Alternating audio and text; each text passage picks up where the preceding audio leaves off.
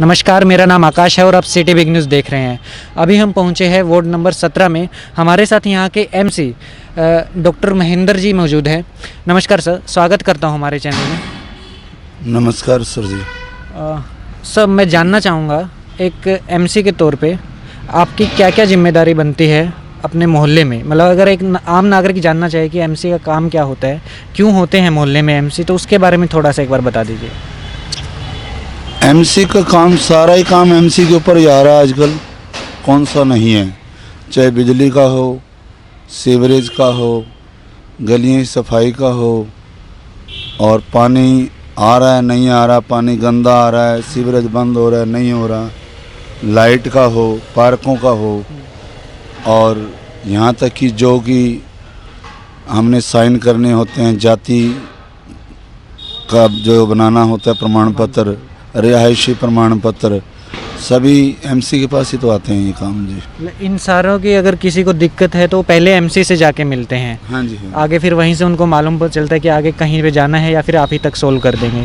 हाँ जी, हाँ जी। सर, मैं जानना चाहूँगा अभी के दौरान अपने वार्ड नंबर 17 में क्या क्या विकास कार्य चल रहा है, कि जैसे बार बार हाउसिंग बोर्ड की मीटिंग हो रही है, उसमें किस तरह की फाइल प्रोसीडिंग में चल रही है, क्या क्या काम आगे होने वाले, मोहल्ले को क्या मिलने वाला है सर?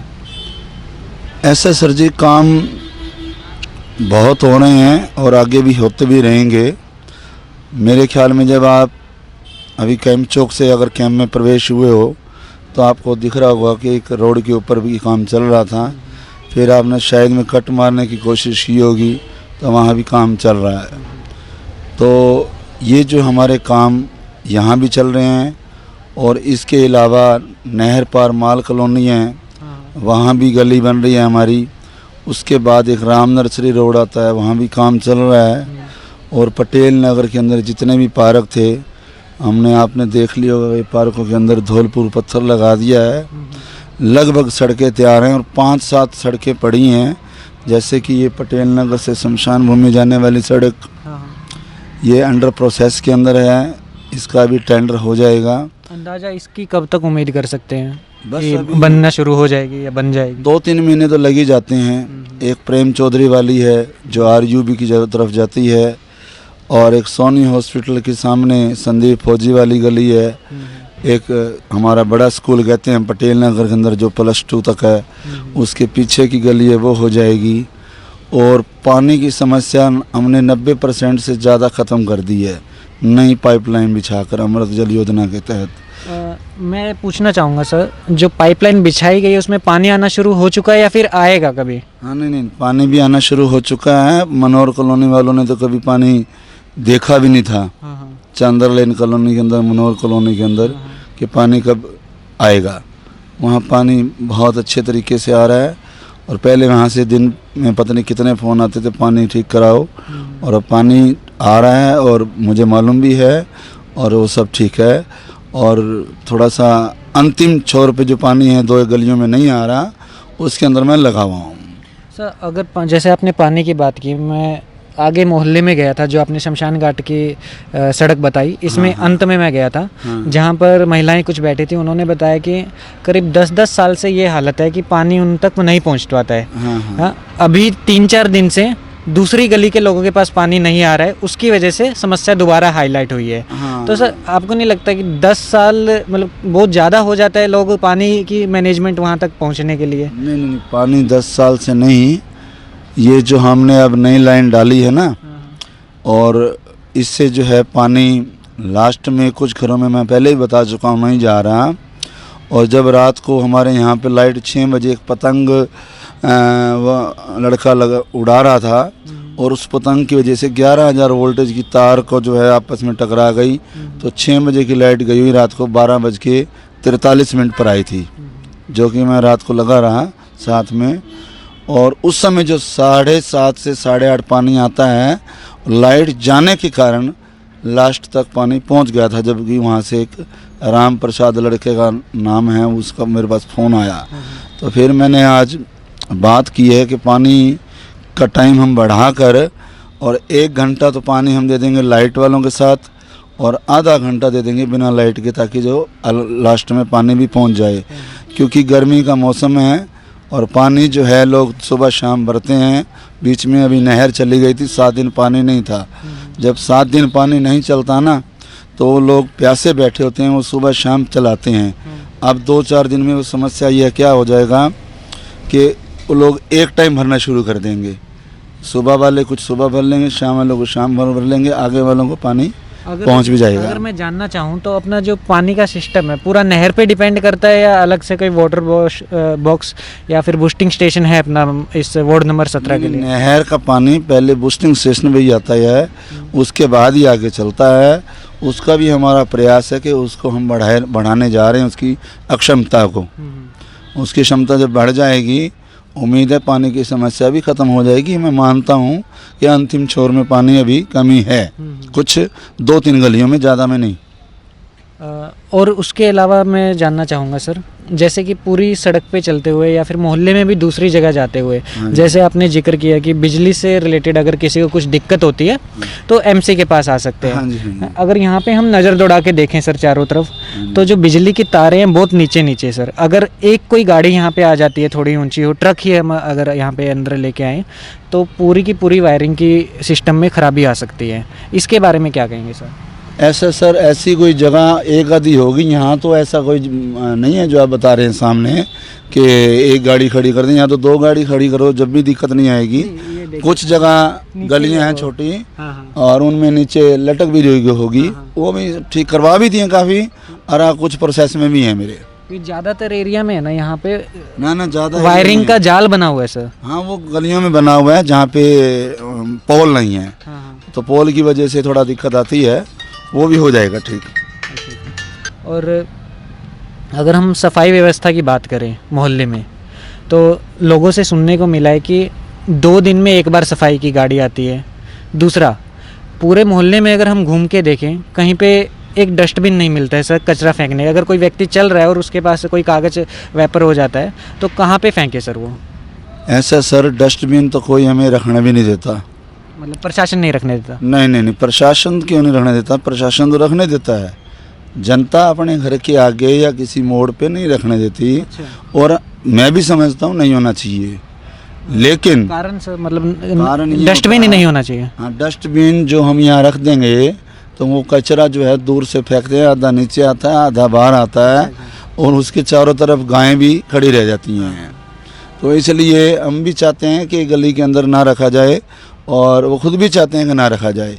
रही बात कि आप जो कह रहे हैं कि सफाई के बारे में, सफाई के जो कर्मचारी हैं हमारे पास, जहाँ 60-65 होने चाहिए, मेरी मेयर गौतम सरदाना से कई बार बात हो चुकी है प्रशासन की, यहाँ पे सफाई कर्मचारी कम हैं। उनको बढ़ाने के लिए मैं जो है पहल कर रहा हूँ, जैसे डेली गली के अंदर सुबह सुबह सफाई हो जाए और गली के अंदर कूड़ा करकट ना पड़ा रहा है। ये मैं खुद भी महसूस करता हूँ, जनता तो करेगी। कितने टाइम से मतलब आप कोशिश कर रहे हैं गौतम सरदाना जी से इस बारे में, इस समस्या को उठाने में, और कभी आपने रिटर्न में एप्लीकेशन दिया हो ऐसा कुछ है, या फिर आपने कभी ऐसा बोला हो कि यार अभी अगर आप सोल्यूशन नहीं करेंगे तो हम फिर प्रोटेस्ट पे उतर आएंगे, ऐसा कुछ? नहीं, ऐसा है जी। बात ये है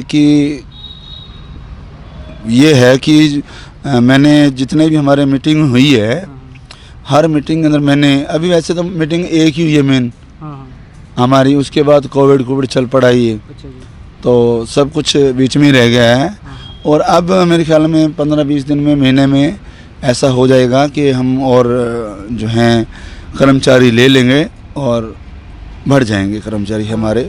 ये मेरी गौतम से भी बात हो चुकी है और हिसार के विधायक डॉक्टर कमल गुप्ता से भी बात हो चुकी है। अगर मैं सफाई पे ही एक और मैं सवाल पूछना चाहूँ सर, एक तो जो शमशान घाट के पास का एरिया है, हाँ जी, पहली बात तो सर उस तक जाने के लिए प्रॉपर एक सड़क नहीं है, पूरा ट्रैक क्रॉस करके ही जाना पड़ता है, दूसरा कोई रास्ता वहाँ पे दिखता नहीं है। हाँ जी, हाँ, वहाँ पे सड़क होनी चाहिए मेरे हिसाब से। हाँ जी, हाँ जी। दूसरा, आसपास का जो एरिया है शमशान घाट के, वो एक तरह से डंपिंग यार्ड बन चुका है सर। हाँ, मैं आपको बता देता हूँ। पूरा का पूरा हालत ख़राब है। दूसरा, इसे में हमारे यहाँ पे जो एक स्कूल है, राजकीय स्कूल पीछे की तरफ जो है, उसके सामने का एरिया, वो भी एक तरह से डंपिंग यार्ड ही डेवलप होता जा रहा है सर। हाँ। वहीं पे पशु भी मुंह मारते रहते हैं। हाँ जी। इसका कैसे समाधान होगा और कब तक वो जनता उम्मीद कर सकती है कि हो जाएगा? ये जो आप बता रहे हैं, स्कूल के सामने, कम्युनिटी सेंटर के सामने, पास में मैं 4 दीवारी बनवाने जा रहा हूँ। इसका एस्टीमेट बन चुका है और इधर का जो आप कह रहे हैं कि शमशान भूमि के आगे यहाँ महीने में 2-3 बार हम सफाई करवाते हैं। और मैंने कल भी मैसेज किया था हमारे प्रधान जी हैं उनको, प्रवीण जी को, वो शायद आज नहीं होगी तो कल हो जाएगी। और क्या है कि वहाँ की जो जनता है हमारी थोड़ी अवेयर नहीं है। वो दूर से, मैंने जैसे बताया ना, कचरा फेंक देती है, वो इधर जाए उधर जाए। फेंक दो। हाँ, तो हमारे थोड़ा पटेल नगर गरीब एरिया भी है कुछ साइड का, और थोड़ा पढ़े लिखे भी कम हैं, तो इसलिए उनको समझाते भी हैं कि ऐसा ना किया करो, लेकिन फिर भी ऐसा बार बार हो रहा है। और वो जो है, जो जगह जो है रेलवे की है, उस रेलवे की जगह पे मैं टाइल वगैरह नहीं लगवा सकता। और क्योंकि टाइल अगर हम ऐसे लगवा भी देते हैं और कल को कोई घटना घट जाती है तो जिम्मेवारी प्रशासन की और विद एमसी की आ जाएगी। हाँ जी। अगर हम बात करें, जैसे आपने बताया कि लोग ज़्यादा उसके बारे में अवेयर नहीं है। हाँ। बार बार समझाने के बावजूद कचरा फेंक दिया जाता है। हाँ जी, हाँ जी। आपको नहीं लगता है कि ऐसा एक सिस्टम हो, अगर लोग समझाने से नहीं मान रहे तो उनको फ़ाइन होना चाहिए इस चीज़ का? क्योंकि जो बीमारी फैल रही है उससे लोगों को भी परेशानी होगी, बीमारी फैलेगी, उससे बच्चे जो होते हैं उनके यहाँ पे बीमारी फैलेगी, स्थिति खराब हो सकती है इस वजह से। नहीं, लेकिन अभी तक लोग उसको ले रहे कि लाइट है तो चलो फेंक देते हैं, कोई दिक्कत नहीं है। इशू अभी तक लाइट है, इतना ज़्यादा बड़ा नहीं बना है, लेकिन उससे जो डेंगू वगैरह की बीमारी फैलती है, जिसके बाद कोई जांच भी नहीं करता है कि यहाँ पे मोहल्ले में गंदगी थी इस वजह से डेंगू हो रहा है, उस चीज़ की कोई जाँच भी नहीं होती है। डेंगू का जो मच्छर है ना, वो साफ और स्वच्छ पानी के अंदर जन्म लेता है। अच्छा जी। ऐसे जो उन्होंने डाल रखे हैं कागज, उसमें तो नहीं लेता, लेकिन फिर भी सफाई होनी चाहिए। सफाई होनी चाहिए, स्मेल आती है। और दूसरा, जो मलेरिया का मच्छर जन्म लेता है ना, वो गंदे पानी में लेता है। तो यहाँ पानी की तो मेरे ख्याल में आपने देखा ही नहीं होगा कि रुका हुआ है। उसी के पास ही, जहाँ पे मैं शमशान घाट की बात कर रहा हूँ, उसी के साइड में ही गंदा पानी इकट्ठा हुआ है। ऐसे थोड़ा सा गड्ढा वहाँ पे बना हुआ है, लेकिन पानी काफ़ी इकट्ठा हुआ है। उसका भी हम बंद करवा देंगे, ठीक है। और रही पटेल नगर के अंदर, अगर आपको देखोगे रात को लाइटों के अंदर, हर गली के अंदर लाइट लगी हुई है, और लाइटों से जगमगा रहा है पूरा वार्ड 17। और अब इस पटेल नगर मार्केट के अंदर हम 25 लाख की लाइट, नए पोल, और जो आपने देखा है दिल्ली रोड पे लगे हैं वो लाइट लगवाने जा रहा हूँ। और 5-4 ऐसी लाइटें लगवाऊंगा जो बड़ी मिनी हाई मास्क नहीं होती, जिसके ऊपर कई लाइटें लगी होती हैं, वो भी मैं वार्ड के अंदर लगवाऊंगा। चलिए, बढ़िया सर, इससे स्थिति अच्छी हो जाएगी। और उम्मीद करते हैं रात के टाइम भी जब लोग यहाँ पे चलेंगे तो थोड़ा सुरक्षित महसूस करें। इसी में मैं पूछना चाहूँगा कि जैसे सुबह सुबह में सफाई होती है, हाँ जी, वो 2 दिन में एक बार आते हैं, उसका आपने बताया कि कर्मचारी की कमी है। हाँ जी, समझते हैं कि आपने अप्लाई भी किया होगा कि जल्दी से जल्दी उसको ठीक किया जाए। लेकिन जैसे ही सफाई हो जाती है, पीछे पीछे पूरा गायों का गोबर, जानवरों का गोबर वहाँ पे हो जाता है। तो मुख्य समस्या इस मोहल्ले की ये भी है कि गायें बहुत ज़्यादा है। अभी कुछ टाइम पहले ही एक हमने देखा था कि एक बच्चे को टक्कर मार दिया था और उसको इंजरी हुई थी इस वजह से। सब्जी बेचने वाले का बच्चा है वो। इस बारे में प्रशासन क्या कर रहा है सर? और क्या कभी, मतलब पूरे हिसार में अगर हम देखें तो गायों की समस्या बहुत ही खतरनाक है सर। चलते हुए किसी को भी बाइक पे चलते हुए डर लगता है कि कहीं से कोई टक्कर ना मार दे। इस बारे में क्या हो रहा है सर काम? प्रशासन कितना एक्टिव है इस बारे में? मैं आपको बता देना चाहता हूँ, किसी भी काम को लेने के लिए थोड़ा समय भी चाहिए होता है। अब हमारे प्रशासन का एक ये प्लान है कि हम डायरियों को हिसार से बाहर कर देंगे ना। डायरी मतलब जो पशु डायरी उसके अंदर कोई भी आदमी यहाँ प्लाट के अंदर भी नहीं रोक पाएगा, उसके बाद नहीं रोक पाएगा ना। हाँ, एक मुख्य समस्या ये देखते हैं कि लोग दूध निकालते हैं और छोड़ देते हैं ना, वो नहीं हो पाएगा। और जब प्रशासन पकड़ने के लिए आता है तो उनको एक प्लॉट के अंदर इकट्ठा कर लेते हैं। तो हम उनको कुछ नहीं कह सकते ना। जब हम पूरी डायरियाँ हिसार से बाहर निकाल देंगे तो हमें कोई भी गाय अगर किसी प्लॉट के अंदर भी खड़ी मिलेगी तो उसको भी उठाकर गौशाला में भिजवा दिया जाएगा। और एक और मैं अगर जानना चाहूँ सर कि कुछ मोहल्ले के लोगों ने बताया कि उनके राशन कार्ड बनने चाहिए, गरीब घर के लोग हैं, राशन कार्ड बनने चाहिए लेकिन नहीं बन रहे। वहीं पे दूसरी तरफ अगर हम देखें, कुछ ऐसे लोगों के राशन कार्ड, पीले राशन कार्ड बने हुए बीपीएल में, जिनके नहीं होने चाहिए। घर वगैरह अच्छी है, स्थिति अच्छी है, लेकिन उनके बीपीएल बने हुए हैं और जो गरीब परिवार है उनका नहीं बना हुआ है। इस बारे में क्या काम हो रहा है और कैसे इसका क्या दोबारा इंस्पेक्शन हो सकता है कि किस किस का बीपीएल होना चाहिए और किसका नहीं होना चाहिए? ऐसा सर, 2013 से लेके अब तक जब मैं पार्षद रहा हूँ और चल भी रहा हूँ, सर्वे अगर जिसकी भी हुई है तो उसी की हुई है जिसके ऊपर जनता कोई भी ये उंगली नहीं उठा सकती कि भाई ये गरीब नहीं था और इसका कार्ड बना है। मेरे से पहले जो पार्षद रह चुके हैं उन्होंने अगर घर बैठ के किसी का बनाया हो, किसी साहूकार आदमी का, तो उसकी अब चेकिंग होने जा रही है। और मैं चाहता हूँ कि गरीब को, कोई भी गरीब है, किसी भी जाति का है, हमारे पटेल नगर के अंदर 36 बिरादरी रहती हैं, किसी भी बिरादरी का कोई भी हो उसका ही हरा पीला कार्ड बनेगा, अन्यथा कोई भी उसके ऊपर उंगली नहीं उठा सकता कि डॉक्टर साहब ने इसका गलत बना दिया है। और अब तो मैं आपको ये भी बता देना चाहता हूँ, सरकार ने जैसे पहले एमसीज के पास सर्वे करने वाले आते थे, डिपो वाले के पास जाते थे, वो बिचौलियों का काम करते थे। अब ये बिचौलिए का काम सरकार ने ख़त्म करके उन कर्मचारियों को भेज रहे हैं। अगर किसी की भी सरकारी साहूकार आदमी का बना दिया तो वो नौकरी से टर्मिनेट है। और इसके बाद जैसे कि आपको एक कार्यभार दिया गया है, सेक्टर 11 से लेके 20 तक का घरों की नंबरिंग की जाएगी, सॉरी वार्ड 11 से लेके 20 तक का घरों की नंबरिंग होगी। घर के हर एक घर के बाहर गली नंबर और जो उनका घर का नंबर है वो किया जाएगा। वो काम अभी तक कहाँ तक पहुँचा है सर, और कितने घरों का हो चुका है या फिर कितनों का बाकी है? ऐसा जी, बात ये है कि नंबरिंग की ज़रूरत पहले तो है नहीं। अगर मेरे वार्ड की जनता मुझे कहती है कि आप नंबरिंग दोबारा से करवाओ तो मैं करवाने को तैयार भी हूँ। ऐसी कोई ये नंबरिंग करना कोई मुश्किल बात है? कोई मुश्किल बात नहीं है, बिल्कुल भी नहीं है कि सरकार बार बार हर 10 साल में तो जनगणना भी करवाती है और आंगनवाड़ी वर्कर हर घर से 6 महीने में बाद ये भी सर्वे करने जाती है कि यहाँ पे कोई लेडीज़ की शादी हो गई है या लड़के की हो गई है या बच्चा जन्म तो नहीं ले लिया। जब इतना काम सरकार करवा सकती है तो नंबरिंग करवाना भी कोई मुश्किल बात नहीं है। 2 कर्मचारी 2 महीने में कर देंगे, 4 महीने में कर देंगे एक वार्ड में, तो 1 से 2 10 ऐसे ही तो चलना है आगे। तो अगर इसकी ज़रूरत ही नहीं है तो फिर प्रशासन इस तरह का काम क्यों लेता है कि ऐसे नंबरिंग होनी चाहिए या नहीं होनी चाहिए? पहले से 1947 से पटेल नगर बना था। क्या ये लेटर सभी के घर पहुंच रहे हैं? किसके घर नहीं पहुंच रहा? अच्छा, सभी के घर पहुंच रहा है लेटर। कोई ऐसा आदमी नहीं है जो कह दे कि मेरे घर लेटर नहीं पहुंच रहा। लेटर सभी के घर पहुंच रहे हैं। और अब तो एक बात और है कि साथ में मोबाइल नंबर होता है, मोबाइल नंबर पे वो फ़ोन भी कर देते हैं तो आके तुरंत ले भी लेते हैं। और कई ये भी कह देते हैं डॉक्टर जुनेजा को दे दो, साइन कर देंगे, मैं शाम को उठा लूँगा। अच्छा, चलिए ये भी बढ़िया काम है सर। हाँ जी। एक और मैं जानना चाहूँगा, जो अतिक्रमण की समस्या है वार्ड 17 में भी कुछ जगहों पे है, वहीं पर पूरे शहर में है।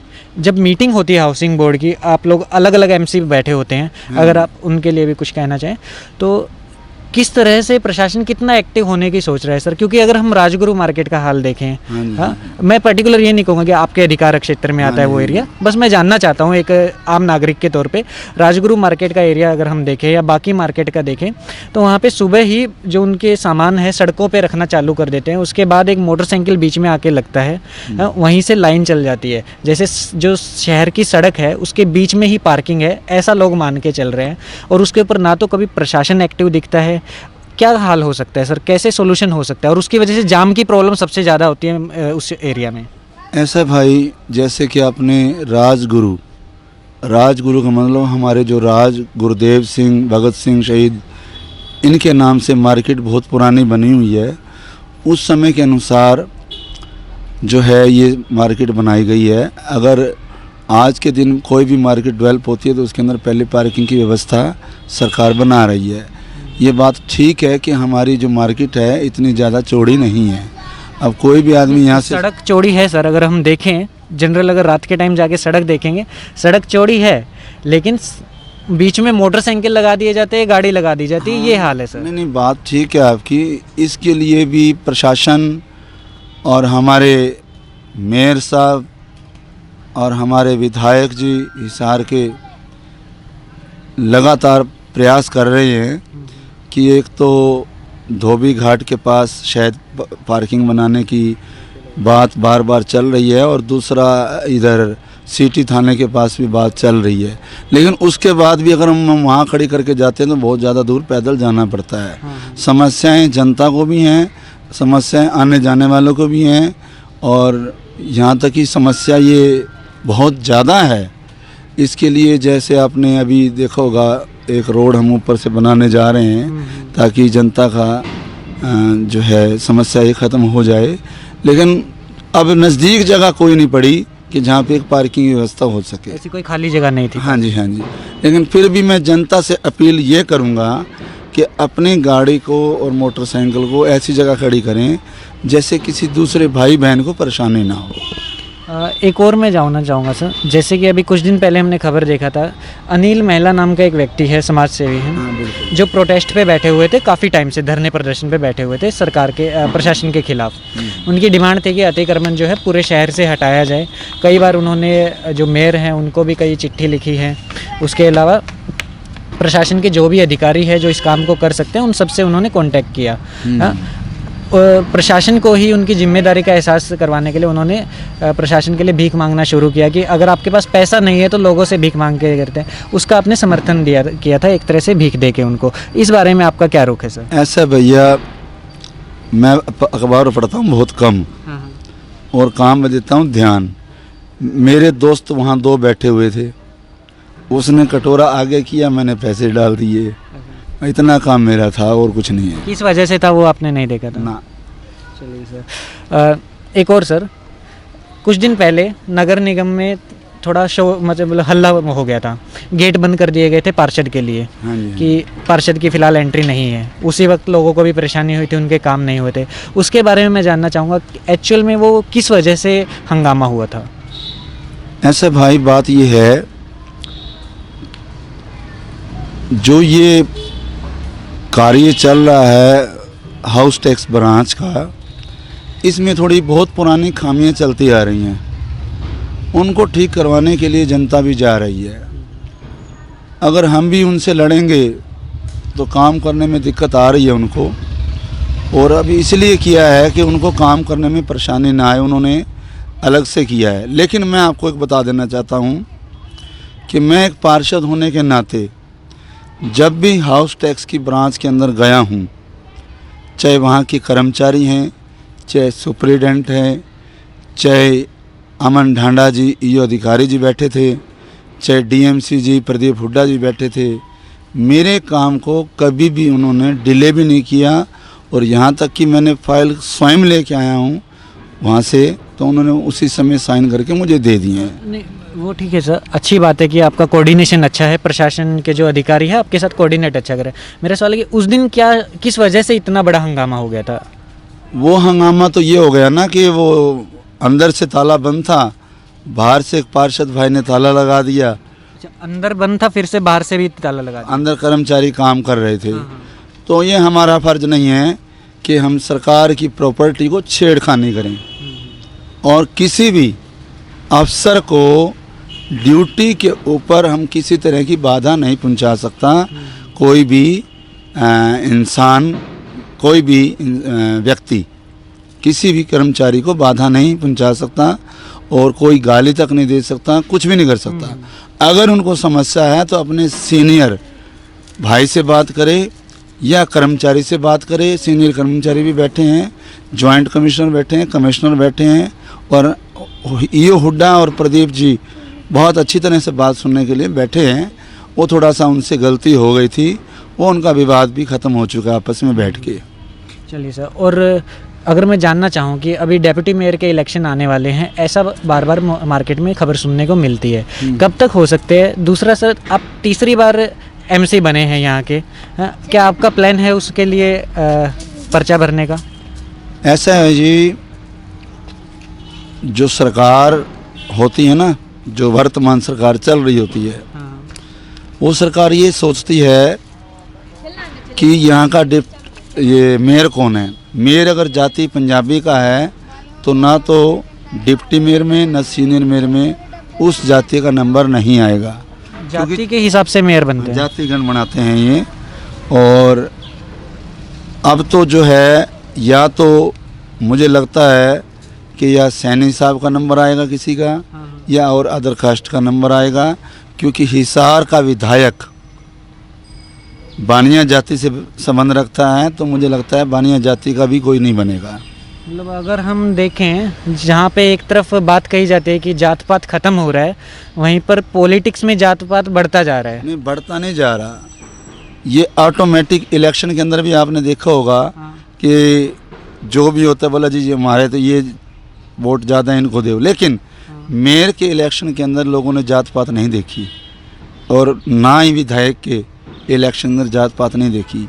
ये हम लोग ही हैं जो इनको दे रहे हैं समर्थन कि भाई एक इसका हो जाए तो दूसरा इनका हो जाए, हम ही दे रहे हैं सिर्फ। लेकिन ये क्या कारण है सर कि पंजाबी होना चाहिए, या मतलब क्यों ही देखी जाती है? मतलब मुझे नहीं पता, अगर सीनियर होने के नाते और हिसार शहर की बुलंद होने के कारण के नाते अगर देखा जाए तो इनको फिर मेरे को बनाना चाहिए। मैं तो चुपचाप बैठा हूँ। हाँ। और अगर मैं जानना चाहूँ एक नागरिक के तौर पे, हाँ जी। मुझे भी पर्सनल नॉलेज नहीं है, एक मेयर कैसे बनता है या डेप्यूटी मेयर, क्या पब्लिक डायरेक्ट इलेक्शन करती है या फिर जो एमसी बन चुके हैं अलग अलग जगह पर वो मिलके चुनते हैं? नहीं, सीनियर डिप्टी मेयर को और डिप्टी मेयर को पार्षद चुनते हैं, और उससे पहले मेयर को भी यही चुनते थे। अब की बार मुख्यमंत्री ने एक तो ये कहा कि मैट्रिक पास होना ज़रूरी है।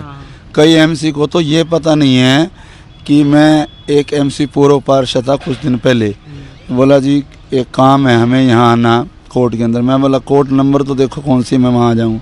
उसको कोर्ट का नंबर ही पता नहीं था, जबकि नंबर लिखे हुए वहाँ पे। लेकिन ये काम अच्छा कर दिया सरकार के, नहीं कि मैट्रिक पास होना चाहिए उसके बाद ही आप क्वालिफाई कर पढ़ा सकते लिखा हैं। तो हो कम से कम, उसको ये तो पता हो कि भाई मैंने साइन किस चीज़ के मारने हैं और मैंने काम क्या रखना है, उसको याददाश्त भी हो। उसको यही पता नहीं हो कि काम मैंने क्या करना है। नंबर एक तो ये किया। दूसरा, मुख्यमंत्री जी ने ये काम किया कि इलेक्शन डायरेक्ट मेयर के करवा दिए, और वो भी अच्छा किया, किसी तरह की भ्रष्टाचार इसके अंदर नहीं होगा। चलिए, और कुछ आप मैसेज देना चाहते हैं लोगों को सर अपनी तरफ से एक एमसी के मैं तौर तो अपनी तरफ से मैसेज जनता को ये देना चाहता हूँ कि वैसे तो हमारी जनता बहुत बढ़िया है, आजकल अवेयर बहुत हो भी चुके हैं और होने भी जा रही है, जागरूक हो चुके हैं। अब एमसीओ से सवाल पूछते हैं, अब विधायक से सवाल पूछते हैं, अब सोशल मीडिया आप जैसे हमारे भाई बीच में आ गए हैं, 5-5 मिनट की खबर जनता के बीच में पहुंच रही है। संदेश तो अब समझदार हो चुके हैं, अब उनको ये कहने की भी ज़रूरत नहीं है कि वोट आपने किसको डालना है। जो काम अच्छा करेगा वो उसी को जनता वोट देगी। चलिए, शुक्रिया सर, बहुत बहुत धन्यवाद। तो ये थे हमारे साथ वार्ड 17 के एमसी डॉक्टर महेंद्र जुनेजा जी। और भी हम अलग अलग लोगों से आपको मिलवाते रहेंगे, अलग अलग वार्ड में एमसी से मिलेंगे, उससे पहले वहाँ की जनता से मिलेंगे कि उनकी समस्याएं क्या हैं, और वही सवाल हम एमसी के द्वारा एमसी से पूछे जाएंगे। कैमरा पर्सन मोहित के साथ मैं आकाश, सिटी बिग न्यूज़, धन्यवाद।